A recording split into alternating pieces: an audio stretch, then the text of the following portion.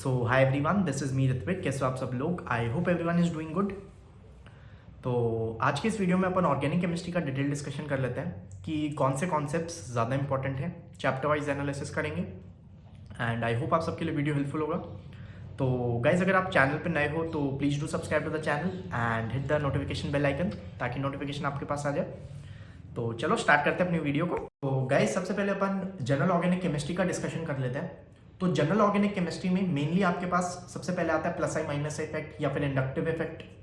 इसके अलावा आता है आपका mesomeric effect plus and minus M वाला, और इसके अलावा आपका हाइपर कॉन्जुगेशन वाला पार्ट आ जाता है। ठीक है, तो इन पार्ट की एप्लीकेशंस हैं। फॉर एग्जांपल आपको पता होना चाहिए कि कंपैरिजंस की कार्बोकेटाइन की स्टेबिलिटी कैसे देखते हैं, कार्बोनाइन की स्टेबिलिटी कैसे देखते हैं, अपना फ्री रेडिकल की स्टेबिलिटी कैसे देखते हैं।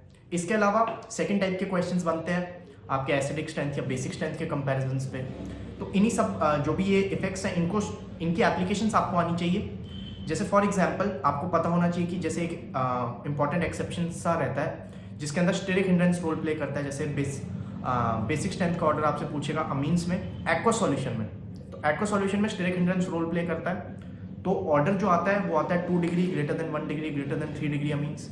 तो इस तरह से ये ऑर्डर रहता है, तो आपको ये पता होना चाहिए। इसके अलावा बेसिकली आप इलेक्ट्रोफिलिक एरोमेटिक सब्स्टिट्यूशन देख सकते हो, इस पे भी इंपॉर्टेंट क्वेश्चंस बन सकते हैं। बाकी जनरल ऑर्गेनिक केमिस्ट्री में मोर और लेस यही है। इसके अलावा जैसे फिनॉल आपका ज़्यादा एसिडिक होता है एज कम्पेयर टू एल्कोहल, या फिर आपको पता होना चाहिए कि जो आपका एनिलीन है वो लेस बेसिक होता है एज कम्पेयर टू आपका एल्काइल अमाइन। तो इस टाइप के क्वेश्चंस होते हैं। इसके बाद अपन मूव ऑन करते हैं आइसोमेरिज्म पे। तो आइसोमेरिज्म वाले पोर्शन में सबसे पहले आपसे पूछ लेगा कि कितने नंबर ऑफ चेन आइसोमर्स हैं, या फिर ऑप्टिकल आइसोमरिज्म वाला जो पोर्शन है वो काफ़ी इंपॉर्टेंट हो जाता है। फॉर एग्जांपल आपको क्या करेगा, केमिकल रिएक्शन दे देगा। अब केमिकल रिएक्शन दे के आपको बोलेगा कि जो प्रोडक्ट है वो मीजो है, वो डेक्स्ट्रोरोटेटरी है, वो लीवोरोटेटरी है, या रेसिमिक मिक्सचर बन रहा है। तो इस तरह से क्वेश्चंस आ सकते हैं आपके ऑप्टिकल आइसोमेरिज्म पे। बाकी मूव ऑन अपन करते हैं जो हाइड्रोकार्बन वाला पोर्शन है आपका एल्केन, एल्कीन, एल्काइंस, है ना, और इसके अलावा आपके हेलोजन डेरिवेटिव्स जो होते हैं। ठीक है, तो इस पे मूव करते हैं। तो इसके अंदर जो इंपॉर्टेंट रिएक्शंस है वो है आपका मोरकोनिकॉफ एडिशन, एंटी मोरकोनिकॉफ एडिशन।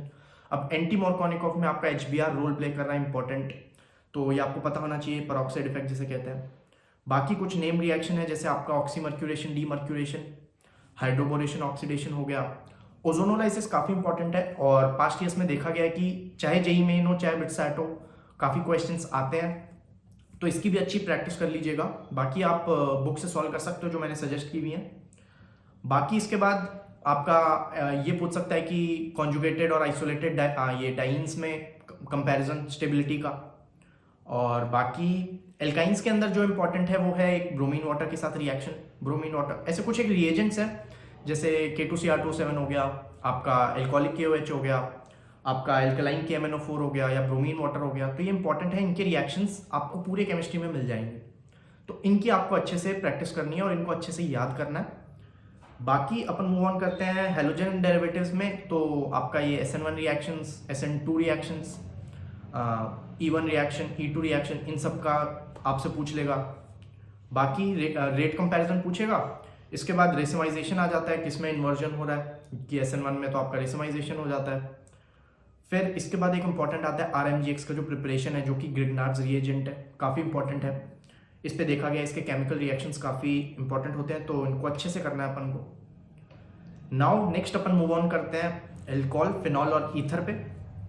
तो सबसे पहले एल्कोहल की बात करें तो एल्कोहल में जैसे आपके बॉइलिंग पॉइंट के कंपैरिजन हो गए, ईथर एल्कोहल का कर लिया, या फिर एल्कोहल कार्बोक्सिलिक एसिड के साथ कर लिया।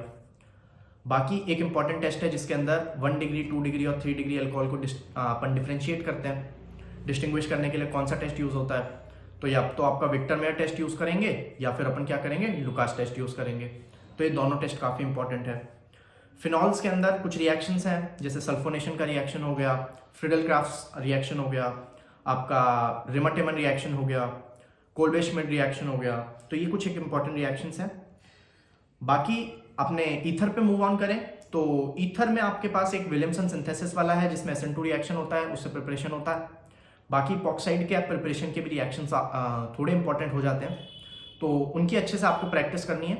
आपको कुछ एक एक्सेप्शंस मिलेंगे, फिर आपको लगेगा कि यार यही चीज़ सही है, लेकिन जो मेन कॉन्सेप्ट है ना उसको अपन को इंटैक्ट रखना है। अपने पास सवाल आएगा तो अपन उसी से ही सॉल्व करेंगे।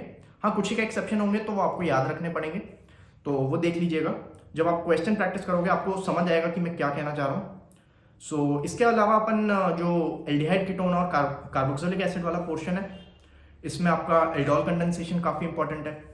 एल्डोल कंडेंसेशन में साथ साथ आपका जैसे सेल्फ एल्डोल हो रहा है या क्रॉस एल्डोल हो रहा है तो पता होना चाहिए, जिसके अंदर आपका ये बीटा हाइड्रोक्सी कीटोन या बीटा हाइड्रोक्सी एल्डिहाइड बनता है।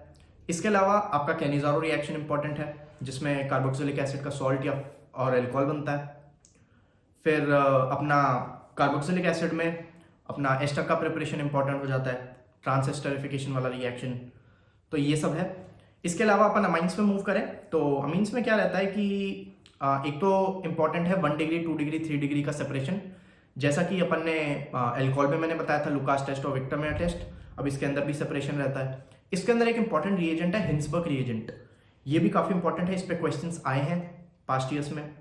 बाकी इंपॉर्टेंट रिएक्शन आपका आइसोसाइनाइड टेस्ट हो गया, आपका हॉफमैन ब्रोनोमाइड डिग्रेडेशन हो गया, गैब्रियल थैलामाइड हो गया। इसके अलावा आपका एनिलीन्स पे आ जाए तो अपन एजोडाइड टेस्ट हो गया। तो ये कुछ एक नेम रिएक्शंस हैं, काफ़ी इंपॉर्टेंट है, इनको अच्छे से करिए। बाकी आप एनसीईआरटी भी पढ़े, साथ साथ क्वेश्चंस भी प्रैक्टिस कीजिए। एंड आपके पास इंस्टीट्यूट वगैरह अगर आपने ज्वाइन किया हुआ है तो अपने नोट्स वगैरह को भी अच्छे से रिवाइज किए।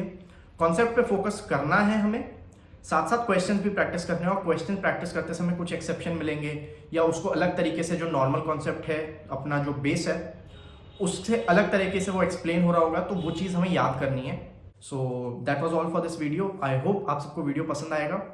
तो do let me know your queries in the comment section. तो मिलते हैं अगली वीडियो में। टिल देन स्टे ट्यून्ड, चंगा फिर।